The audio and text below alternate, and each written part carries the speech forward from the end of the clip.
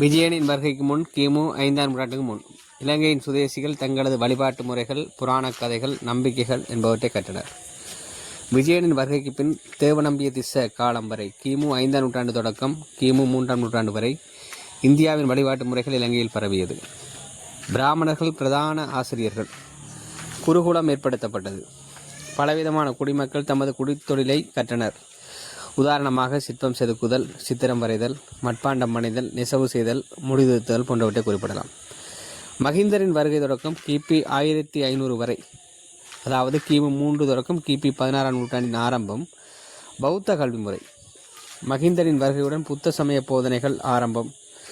புத்த சமயத்தை முதன்முறையில் ஏற்றுக்கொண்ட தீசன் மன்னன் மகாமேக நந்தவனத்தினை மகிந்தனுக்கு அன்பளிப்பாக வழங்கினான். இங்கு முதலாவது பௌத்த கல்வி நிறுவனம் அமைக்கப்பட்டது. பின்னர் பிரிவேனா பொதுமக்களுக்கு கல்வி வழங்கியது. ஏனெனில் சிகாலோவாத சூத்திரத்தில் மக்களுக்கு கல்வி வழங்குதல் பிக்குகளின் கடமை என கூறப்பட்டுள்ளது. கிராமத்துக்கு ஒரு பன்சல அமைக்கப்பட்டது. பன்சல ஆரம்ப கல்வியை வழங்கியது.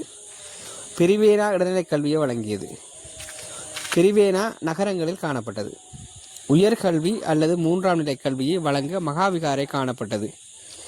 பிரதான உயர்கல்வி நிலையம் அனுராதபுர மகாவிகாரையாக இருந்தது. இங்கு தேரவாத கீணையான புத்த சமயம் தொடர்பான ஆய்வுகள் நடைபெற்றன.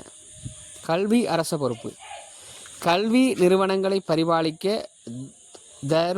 தவுரும் பசக்னா எனும் அதிகாரி இருந்தார். இவர் இன்றைய கல்வி அதிகாரிக்கு சமமானவர்.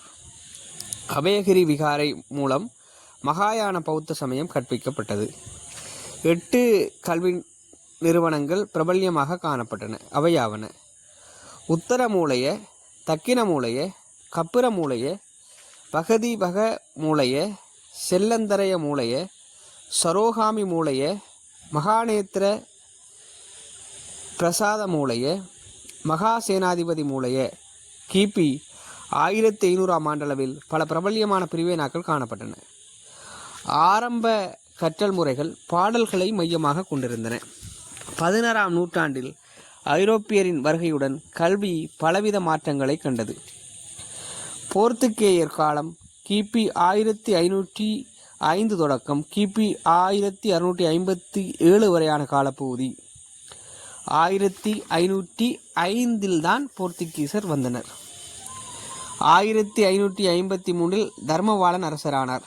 இவர் 1556 டொன்ஜுவான் என பெயர் மாற்றி ஞானஸ்தானம் பெற்று போர்த்துகேயரின் செல்வாக்கு வளர உதவினார்.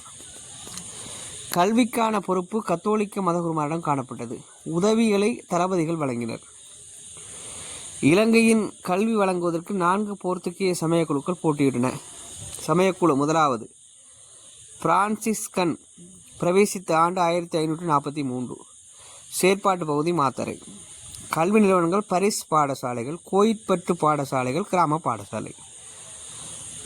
ஜெஸ்யூட்ஸ் 1602 7 கோரளை பாடசாலைகள், கீழ்மட்டம் கல்லூரிகள், உயர்நிலை.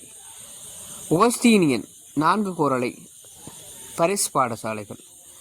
டெமினிக்கன் 1606 சப்ரகமுவ ரத்னபுரி பரிஸ் பாடசாலைகள். போர்த்துகேயரின் கல்வி நிறுவனங்கள் பரிஸ் பாடசாலை அல்லது கோயிற்பட்டு பாடசாலை. பிரான்சிஸ்கன் குழுவினரால் உருவாக்கப்பட்டது. சுதேச மொழிகள் கற்பிக்கப்பட்டது. கிறிஸ்தவ கோயில்களை மையமாக கொண்டது.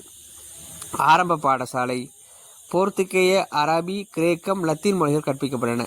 சமய பிரசார